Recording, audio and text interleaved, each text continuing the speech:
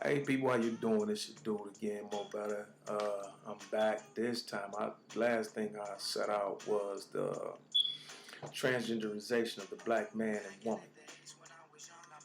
But this is what I'm getting ready to do today. And again, this was from a show that I had at one point in time. It was called In Real Life with More Better, to where we talk about situations that go on in everyday life that some people talk about in private, but we're exposing to the world that anybody can comment on. Again, when I communicate, it's not everything that I say is just directly written in stone for certain situations, but just my opinion, me giving my perspective pertaining to what's going on. And anybody can call in or on Facebook or one of the websites and make a comment pertaining to what they hear. If you agree with it, if you don't, what should have been added, nothing is to perfection. But it's just what you can say. Now today, I'm talking about is manhood and womanhood. And you tell me what you think about it. I'm a man, but my pants are hanging below my butt. My vocabulary has more curse words in it than there are actual letters in the alphabet. I do not have nor want a job or to work legitimately for myself. I dropped out of school and do not even try to educate myself outside of that. Even in the age of information, I would rather be on the block or in front of PlayStation or in a club or trying to figure out how to get to the next level of Grand Theft Auto or in the man football game instead of figuring out how to make the divine existence I have been given from the Most High better than it is. I'm not a daddy, but a father. Just one who procreates, dropping the seeds that bring forth the offspring like animals and fish that also leave very shortly after the dew has been done. Not being the daddy at all and want to lead my family or offspring to a better life. And I would rather smoke weed and take some type of intoxicant to escape reality than to deal with it. If I do this, I'm not a man. I'm a woman. Y'all know I'm just talking. I'm a woman, but I come outside almost naked. And since women's live from being tricked and designed to do all that a man can't do, I've also adopted the personality of a man in that I can have sex with as many dudes as I want to and feel that my reputation should not change from woman to the prostitute I act like. I don't care if it was just a junior, or excuse me, I don't care if it was just a joint or a Maserati and a mansion. If I sold my body to get either, I'm still both ways. And keep it real.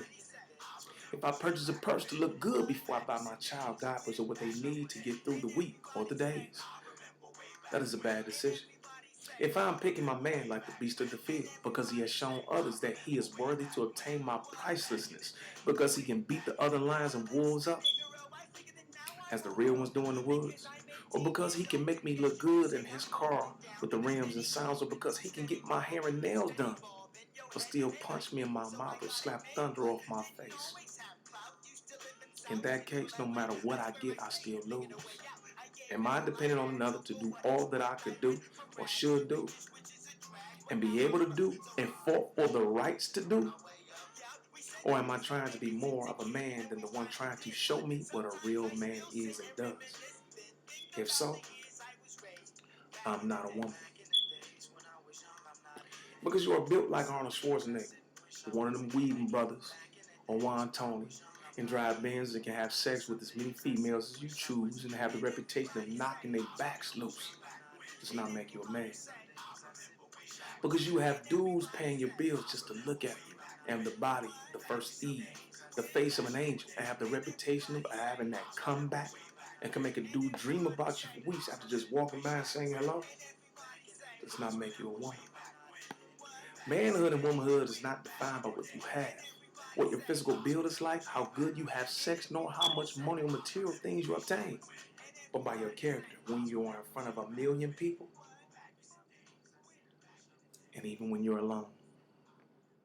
Let's go all the way back to Abraham, Isaac, and Jacob. Now I say Abraham, Isaac, and Jacob because when you go back, I don't care what religious I don't care what religious perspective you look at. When you go back, we all look at these three patriarchs as being like manhood, where we come from and what we're looking for. So that's why I go back to what you call them Abraham or Ibram, Isaac or Isaac, and Jacob or Yaqub. Is when you're talking about the same people. Manhood is based on what these patriarchs established from the beginning of time and have left for us to abide by. Morals, standards, principles, honor, and loyalty. Again, not things, but attributes of one's character that allows them to remember you or others to remember you and cherish more so than any material or monetary items you may obtain. See, they acknowledged and always remembered and acted upon how they were made in the Most High's image. Elohim, godlike in the ability to accept and act upon responsibility, making the right choices and accepting the repercussions behind the decisions they made.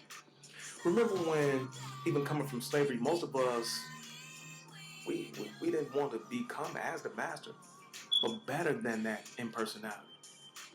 And this is not a racist demonstration I'm speaking on here because manhood is the same in every culture. The person performing the aforementioned character attributes is accepted by any culture of people.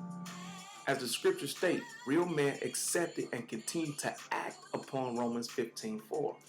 All things written aforetime were written for our instructions, and we follow them to the best of our ability to establish what these patriarchs left behind. See, when you get to manhood, not even all things are okay when dealing with things of fashion with a real man. Wearing your pants off your bottom, showing your underwear. At one time, we wore suits, ties, and hard bottoms to baseball and basketball games. Slacks and ties. We opened doors for any woman we saw going in the door. Pulled chairs out, and when we made babies, it was because we wanted and agreed to not just have it with a certain woman, but we also agreed to be the daddy. See, to me, there's a difference. See, the daddy is the name that's earned. See, we didn't just decide to drop or plant the seed, but to also take care of and be in the child's life. Now, you remember or talk about Abraham, Isaac, and Jacob. Do you hear or think about how many material items they had? Or do you remember the person each one of them was? The attributes they displayed. See, even if she acted like it, we never called our sisters the female dog nor the garden tool, but acted as the patriarchs left the lessons for us to learn and tactfully told them to better themselves. If it was not a real man such as myself, we don't look for what you're doing and how you're acting. We don't desire that. So our aims were as the patriarchs to make the best we could for the genealogical lines, for our genealogical lines, and for those he even called our people.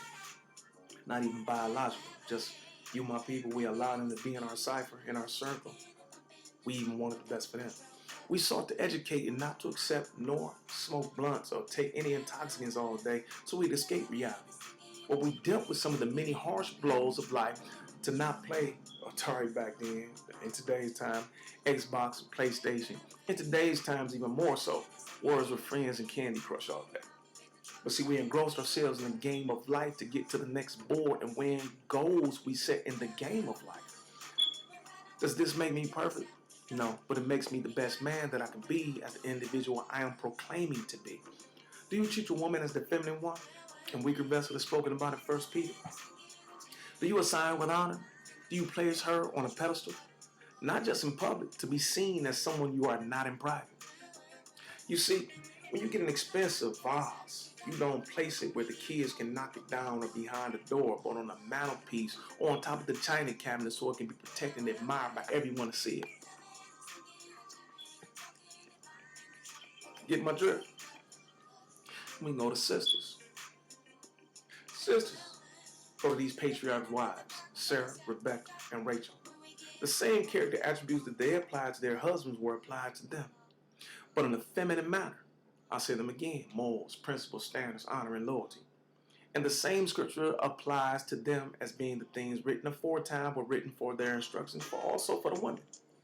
What does 1 Peter 3:3-5 say about how these three matriarchs carry themselves? It says, do not allow your adornment to be the external braiding of the hair and the wearing of gold ornaments or the fine clothing. Let it be the secret person of the heart, in the incorruptible adornment of the quiet and mild spirit, which is of a great value in the eyes of God. But this is how the holy women of the past, who hope in God, used to adorn themselves, subjecting themselves to their husbands. Now, does this mean that you can't have nice things or fine things in life?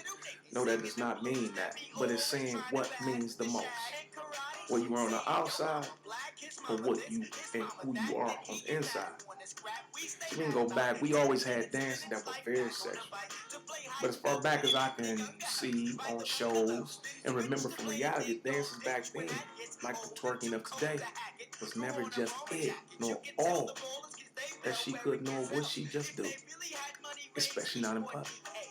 Even when I was little, which isn't really long ago, you all remember going over one of your friends' homes when his mother, auntie, or grandma came downstairs in her nightgown and bathrobe with her hairnet on and saw you, and she was like, I didn't know you had somebody down here. And she went her way back upstairs, still covering herself up. It wasn't that you saw her because she wasn't jazzy at the time. It was because we saw her in her night clothes, which were personal. See, only family or very, close people like family to see that. If you were not family or like family, you were not worthy in seeing her in something so personal, even though she was fully covered in dress. So if you consider her to be a real woman, back you remember her? If you consider her to be a real woman and that she is your role model to follow, today why do you go outside? Not just in something personal, but also showing your most personal possession with almost anyone and with no clothes on at all. And then flip on the guy that approaches you with the character your costume makes you appear to be. See, according to 1 Peter 3:7 as well, let's look at this. It said, in the way the Most High made you as being the weaker vessel to be assigned with honor, accepting knowledge and advice from a good man. When you think of a vessel that needs to be assigned with honor, think of the vase, which is different from a vase. You can get a vase from the dollar store. When you start talking about vases, you can go find them in museums for fees so expensive that the most wealthy won't even purchase in some cases. See, when a man has a vase and knows the value of it, he doesn't sit on the kitchen table where the kids can knock it down, nor does he put it in the place that it can easily be broken and not seen. He puts you on the mantelpiece above the fireplace with the light shining on you, and it's one of the first things seen when a person walks into the house. Now you have a good man. Aside from the mistakes that he makes but works on once they are recognized, see, that's a good man. An even better one if he is treating you like the vase you are presenting yourself to be in public and in private. Do you accept his advice and knowledge, or are you presenting yourself like the dollar store demonstration that should be behind the door with umbrellas or a house plant? I'm just keeping it real. Does any of these things mean that either of us, the man or the woman, is perfect? No, it doesn't. But we all fall short of the glory of the Most High, which means we all make mistakes. But once you know your ability and value and your pricelessness, being made in the image of the Most High, and you do not do your best to be the man He established you to be as the highest form of earthly life, you are not acting as the woman you were made to be, which was the key to the universe. And see, a lot of you don't know that you was the key to the universe. You were the last thing made, and not until then did he rest or allow everything he made to begin the course in which they were made. See, you do not act upon the truth that actually makes you you, and for that in which you were made, you violate the code in which you were made, and devalue yourself below the dirt you were made from in the manner of level. See, dirt is very, very important, but where is it? At the bottom. So we're talking about the levels of things of being high and low on that aspect. And and at those times, guess what? We only have ourselves to blame for the situations 9 times out of 10 we created. Now, let's go to these attributes for a minute. We're going to morals. One concerning what is right or prudent. We're going to look at prudent. Acting with or showing care and thought for the future. A person's standards of behavior or beliefs concerning what is and is not acceptable for them. It was the 2 definitions and the one for prudent. When you go to standards, 1, a level of quality or attainment. 2, an idea or thing used as measure, norm, or model in comparative evaluations. The principles, a fundamental truth or proposition that serves as the foundation for a system of belief or behavior or for a chain of reasoning. Honor, high respect, and esteem. In Hebrew, that word actually means to be weighty, heavy. Not in necessarily a situation of being heavy in weight, but heavy in the weight of aspects and personality, the heaviness of something being important. You got loyalty, a feeling or attitude of devoted attachment and affection, often used in the plural, which means these things where you have loyalties devoted in several aspects of the individual, not just one particular situation. Now let me ask you, do these things sound like the attributes that our patriarchs and monarchs used?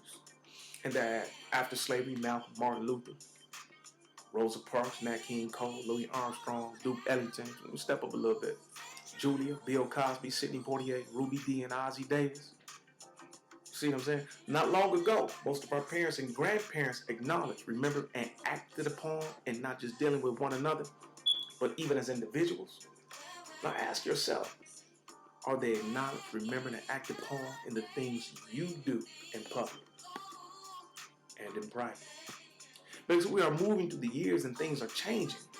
Does it mean that we should conform? Should we allow the abnormal to become the normal? Or does 2 plus 2 still equal 4 in your world? See, because things change, or because you change the rules to get what you want now, doesn't mean you win the big picture of the game in life.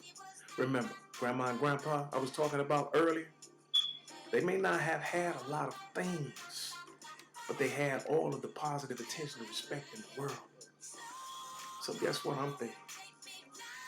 When it comes to manhood and womanhood, maybe we need to get back to the basics.